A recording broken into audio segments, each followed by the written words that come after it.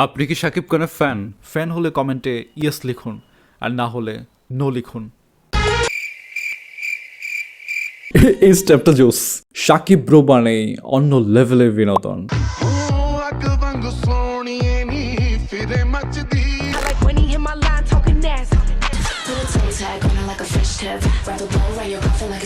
শাকিব ব্রোর আজকের এই অবস্থানে আসতে অনেক কাঠখড় পোড়াতে হয়েছে, সেটা তার অতীতের ডান্সগুলো দেখলেই বোঝা যায়। আজকে তো তেমন একটা গান দেখবো, গানটার নাম হচ্ছে আমার হৃদয় একটা আয়না।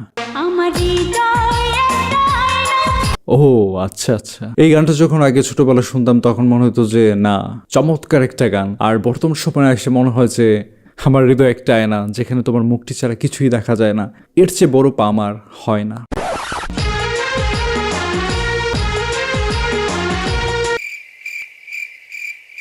বললাম না, আর শাকিব ব্রো মানে অন্য লেভেলে, অন্য মাত্রার এন্টারটেনমেন্ট।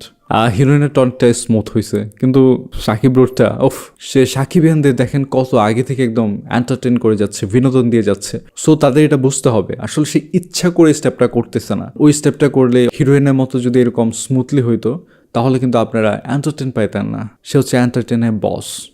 শাকিব ব্রো ছিল বেশ দয়ালু মনে মানুষ। হিরোইন কমর দোলাতে না পারলে নিজ হাতে গিয়ে হেল্প করতেন।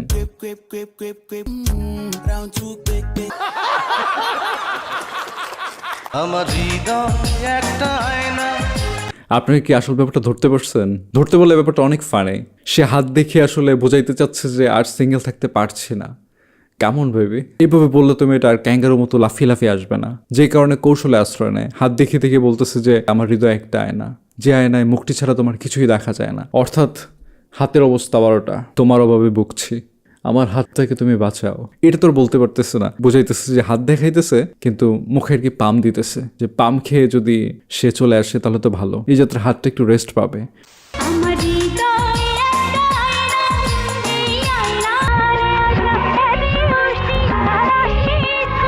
আপনারা আমাকে মনে হইতে পারে যে আমি ফ্রাস্ট্রেশনে আছি তাই আপনাদেরকে সব বলতেছি, ব্যাপারটা এরকম না। আসলে ভালো করে একটু লক্ষ্য করেন, সে বলতেছে যে তোমার ভালোবাসা ছাড়া কিছুই মন চায় না। আরে কে মন চায় না? এটা হচ্ছে সবচেয়ে বড় পাম। কিসের দেখতে মন চায় না? কত কিছু দেখতে মন চায়। নাটক আছে, ওয়েব সিরিজ আছে, মুভিজ আছে, তারপর ইনস্টাগ্রাম আছে, ইনস্টাগ্রাম রিল দেখবো, কত কিছু দেখার আছে। আর সে কিনা বলতেছে দেখতে মন চায় না। এটা যে কত বড় একটা পাম তো বোঝাই যাচ্ছে। ওই সময় তৎকালীন সময়ের মানুষগুলো না বুঝলেও এখনের মানুষগুলো খুব ভালো করেই বোঝে পাম জিনিসটা যে কি।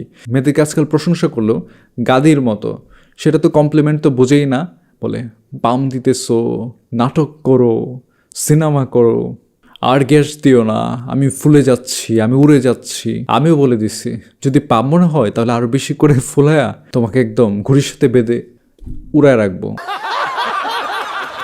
তোমায় দেখতে দেখতে যেন অন্ধ হয়ে যায়। এই যে আবার শুরু হয়েছে, তারা আবার কাছে এসে বলতেছে, কারণ দূর থেকে পাম দিলে অনেক সময় পামটা কার্যকরী হয় না। পাম সবচেয়ে বেশি কার্যকরী হয় কখন জানেন?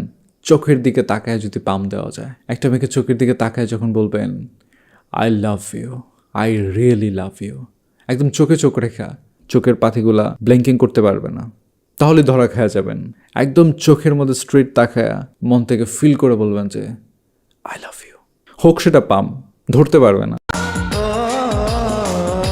Mission success. এইবার তো হাতের উপর অত্যাচার কমলো। এবার খুশিতে তারা দুজন মিলে টিকটক ভিডিও বানাচ্ছে। আচ্ছা, এটা কি টিকটক ভিডিও নাকি কাপল ব্লগ বানাচ্ছে ওরা? বুঝতে পারলে কমেন্ট বক্সে জানাবেন। সবাই ভালো থাকবেন, দেখা হচ্ছে খুব তাড়াতাড়ি নতুন ভিডিওতে।